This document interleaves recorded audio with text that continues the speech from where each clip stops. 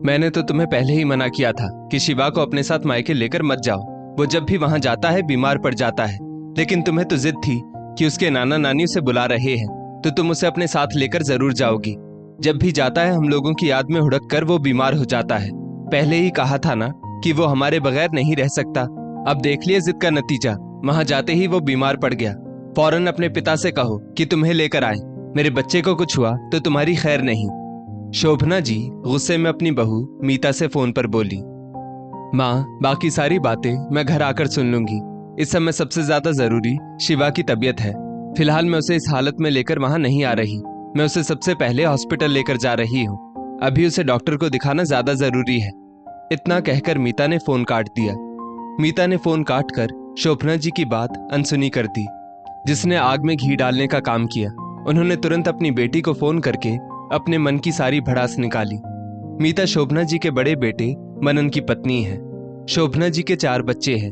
3 बेटियां कविता, काव्या, कंचन और एक बेटा मनन है। बेटियां ब्याह कर अपने ससुराल जा चुकी हैं। अब मनन की शादी हुई तो मीता उनकी बहू बनकर आई। पूरे घर पर शोभना जी और उनकी तीनों बेटियों का वर्चस्व कायम था। उनकी मर्जी के बगैर एक पत्ता भी नहीं हिलता था। जल्दी ही मीता एक बेटे शिवा की मां बन गई। वो मां सिर्फ नाम की थी। अपने बेटे पर भी उसका कोई अधिकार नहीं था। शिवा के बारे में जो भी निर्णय लेना होता उसकी दादी और बुआ लोग ही लेती।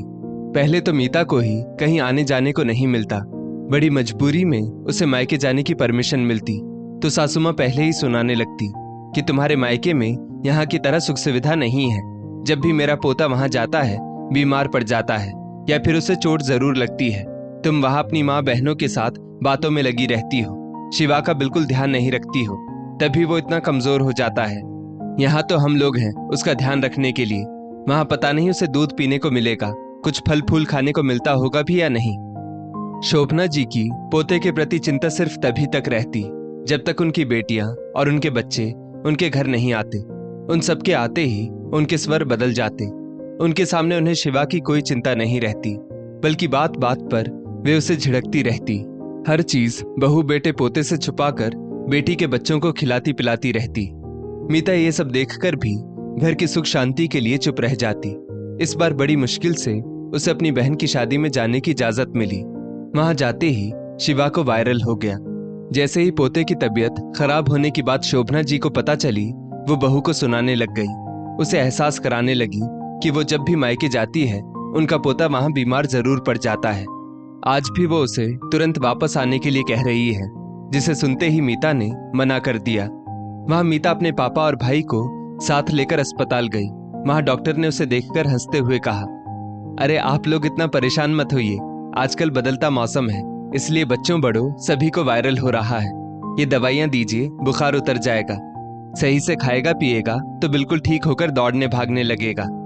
तब तक मीता के ससुराल से उसकी सासू माँ, पति मनन, वहीं पास में रहने वाली उसकी ननद कविता सब वहां आ गए और उसकी सास और ननद वहां भी शुरू हो गई।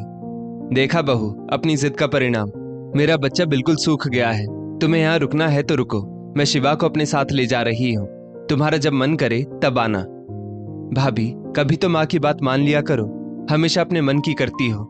देखो हो गया ना शिवा बीमार, अब से आप अकेली अपने मायके आओगी, शिवा आपके साथ नहीं आएगा। मनन अभी भी चुपचाप खड़ा अपनी माँ बहन की बातें सुन रहा था। माँ जीजी, ये शिवा के नाना नानी का घर है और वो यहाँ हमेशा आएगा। जिस तरह शिवा पर उसके दादी बाबा बुआ का अधिकार है, उसी तरह उस पर उसके नाना नानी, मामा मासी सबका अधिकार है। बच्चे का बीमार होना सिर्फ एक इत्तेफाक है। वो वहां अपने घर में भी बीमार हो सकता था। शिवा यहाँ से अपनी मासी की शादी के बाद ही आएगा। आप लोग परेशान ना हो, मैं माँ हूँ उसकी, मैं उसकी पूरी देखभाल कर लूंगी। और जीजी आप तो मुझे ऐसे बता रही हैं जैसे आप अपने बच्चों को लेकर अपने मायके नहीं आती, जबकि मैं तो कभी कभी आती हूँ। आप तो आए दिन बच्चों को लेकर मायके आती रहती हैं। कभी कभी आपके बच्चे बीमार भी पड़ते हैं। तब तो मैंने माँ के मुंह से कभी नहीं सुना कि अब तुम मायके मत आना वरना बच्चे बीमार पड़ जाएंगे। माँ आप हमेशा शिवा को जरूरत से ज्यादा प्यार करने का दिखावा करती रहती है। आपका ये प्यार तब कहाँ चला जाता है जब जीजी लोगों के बच्चे आते हैं। उस समय आप शिवा के साथ भी दोगला बर्ताव करती हैं। हर चीज जीजी के बच्चों को शिवा से छुपाकर खिलाती रहती है। कोई सामान लाती है तो सिर्फ जीजी के बच्चों के लिए लाती है। मैं घर की सुख शांति के लिए चुप रह जाती हूँ, लेकिन अब तो पानी सिर से ऊपर निकल रहा है तो बोलना ज्यादा जरूरी है। इतना कह मीता अपने पति का मुंह देखकर बोली, आप आज भी चुप रहेंगे, कभी मेरा साथ नहीं देंगे। मेरे साथ गलत होता रहा, तब तक तो आपको कोई मतलब नहीं था। आज आपके बच्चे के साथ भी गलत हो रहा है, तब भी आप चुप ही रहना। लेकिन उसकी माँ है बोलने के लिए। नहीं मीता, ऐसा नहीं है। जैसे तुम घर की सुख शांति के लिए चुप रहती हो, उसी तरह मैं भी इसीलिए चुप रहता हूँ, क्योंकि मैं इकलौता बेटा हूँ तो सबके लिए सोचना पड़ता है। लेकिन आज मुझे पता चला मेरी माँ बहनें मेरे बेटे के साथ ऐसा व्यवहार करती है। तुमने बिल्कुल सही किया इन्हें आईना दिखाकर। मैं तुम्हारे साथ हूँ।